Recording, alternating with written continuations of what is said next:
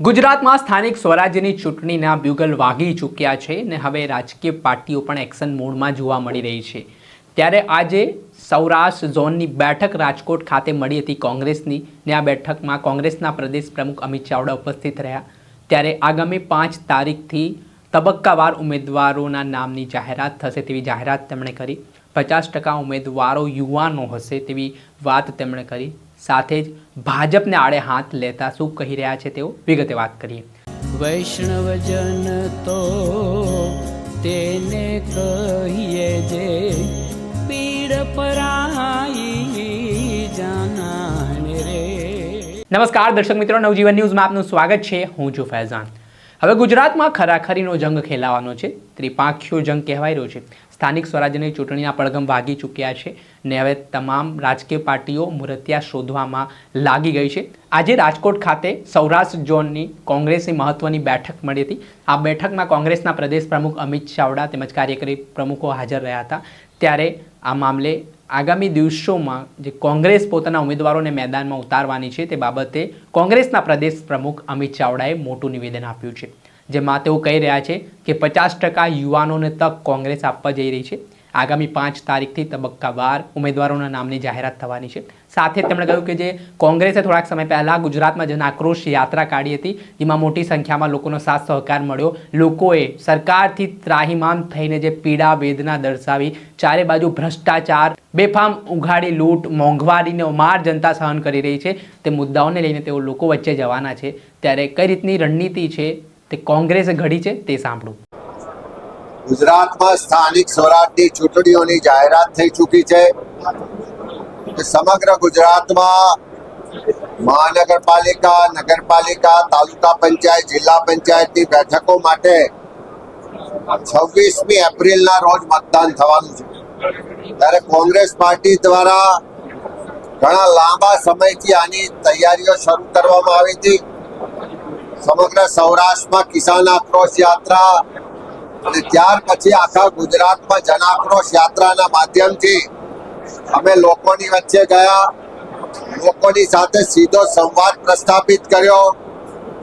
સરકારનો જે ભ્રષ્ટાચાર છે, ગેરવહીવટ છે, જે તાનાશાહી છે, જે અન્યાય છે, જે ભેદભાવ છે, એની ફરિયાદો, રજૂઆતો, લોકોની તકલીફો, પીડા, આક્રોશ જાતે જઈને જોયો છે, જાતે જઈને સાંભળ્યો છે, જમીની હકીકતો જોઈ છે। આખા ગુજરાતમાં સ્થાનિક સ્વરાજની સંસ્થાઓમાં ભારતીય જનતા પાર્ટીના જે શાસકો છે એમણે ઉઘાડી લૂંટ મચાવી છે। પ્રજાના પડસેવાના ટેક્સના પૈસા લૂંટી રહ્યા છે। ચારે બાજુ ભ્રષ્ટાચાર થઈ રહ્યો છે, લોકો હેરાન પરેશાન છે। તમામ વર્ગ વિસ્તારના લોકો આ સરકારને બદલવા માટે તૈયાર છે અને સરકાર ખાડે ગઈ છે એવું એકી અવાજે કહી રહ્યા છે।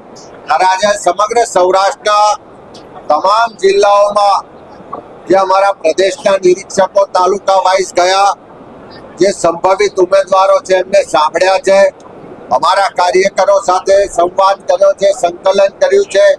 અમારા જિલ્લા કોંગ્રેસ સમિતિઓ દ્વારા જે ચૂંટણી સમિતિઓ બનાવી એના દ્વારા પણ ઉમેદવારોની પસંદગીની પ્રક્રિયા કરવામાં આવી છે અને એને આખરી સ્વરૂપ 4 તારીખથી શરૂઆત કરીને અમે પ્રદેશ લેવલે આપવાના છે। પ્રદેશ ચૂંટણી સમિતિની બેઠક 4 તારીખથી શરૂઆત કરશે। એક શહેર, એક જિલ્લાના જે પણ અભિપ્રાયો આવ્યા છે, જે પણ ઉમેદવારોની પેનલો બની છે એની પર વિસ્તૃત ચર્ચા કરી અને અમારા પ્રભારી શ્રીઓની ઉપસ્થિતિમાં એને આખરી સ્વરૂપ આપવામાં આવશે અને 5મી તારીખથી તબક્કાવાર ઉમેદવારોની યાદી જાહેર કરવામાં આવશે। સર્વપ્રથમ મહાનગરપાલિકાના ઉમેદવારોની યાદીઓથી અમે શરૂઆત કરીશું અને તબક્કાવાર આખા ગુજરાતની લગભગ જે 10,000 બેઠકો પર ચૂંટણીઓ થવાની એ તમામ બેઠકો પર ઉમેદવારોની જાહેરાત થશે। કોંગ્રેસ પાર્ટીએ નક્કી કર્યું છે કે ઉમેદવારની પસંદગીની પ્રક્રિયામાં જિલ્લા ચૂંટણી સમિતિને પ્રાધાન્ય આપવામાં આવશે। શહેર જિલ્લાની જે ચૂંટણી સમિતિ છે એના દ્વારા જે ઉમેદવારો પસંદ કરવામાં આવ્યા છે એને સંમતિની મોહર પ્રદેશ સમિતિ દ્વારા મારવામાં આવશે. ખાસ કરીને 50% કરતા વધારે બેઠકો પર યુવાનોને તક આપવામાં આવશે. સમાજમાં જે લોકો માટે બોલે છે, લોકોના પ્રશ્નો માટે લડે છે, જે સમાજના પ્રબુદ્ધ નાગરિકો છે, જ્યાં ભ્રષ્ટાચારી શાસનને બદલવા માંગે છે, જે લોકોના અધિકાર માટે લડવા માંગે છે, જે સંવિધાનની રક્ષા કરવા માટે માંગે છે, આ પંચાયતી રાજ ને સ્થાનિક સ્વરાજમાં જે સત્તાઓ છીનવી રહી છે સરકાર, એની સામે આ સંસ્થાઓ બચાવવા માંગે છે. એવા તમામ લોકો, જે લોકોની પસંદગી વાળા ઉમેદવારો છે, એમને પ્રાધાન્ય આપવામાં આવશે. સ્થાનિક સ્વરાજની ચૂંટણીઓમાં તાકાતથી લોકો વચ્ચે જઈશું ને લોકોના આશીર્વાદ મેળવીશું. ખાસ કરીને આજે સૌરાષ્ટ્રમાં બેઠા છો, આપણે સૌરાષ્ટ્રની મિટિંગ પણ કરી છે. હાલના તબક્કે સૌરાષ્ટ્રની અંદર કોંગ્રેસનું વર્ચસ્વ ખૂબ ઓછું છે. શું લાગે છે આવનાર ચૂંટણીમાં સૌરાષ્ટ્રની અંદર પરિણામ શું જોઈ રહ્યા છો?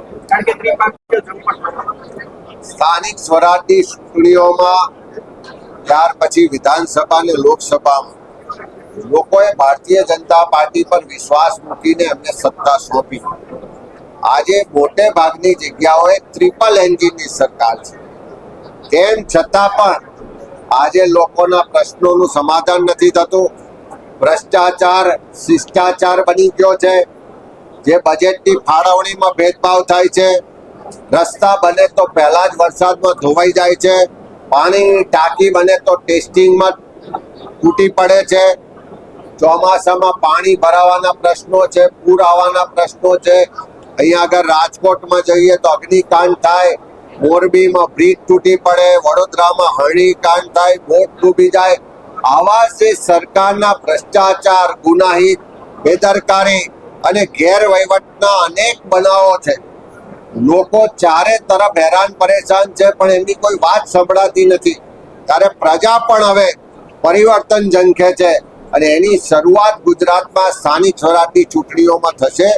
આજે જે સૌરાષ્ટ્રના તમામ જિલ્લાઓના મારા આગેવાનો, કાર્યકરો, પદાધિકારીઓ સાથે જે વિસ્તૃત સંવાદ કર્યો છે, એના પરથી હું એટલું ચોક્કસ કહું કે ગુજરાતમાં પરિવર્તન થવા જઈ રહ્યું છે અને એની શરૂઆત આ સ્થાનિક સ્વરાજની ચૂંટણીઓથી થશે.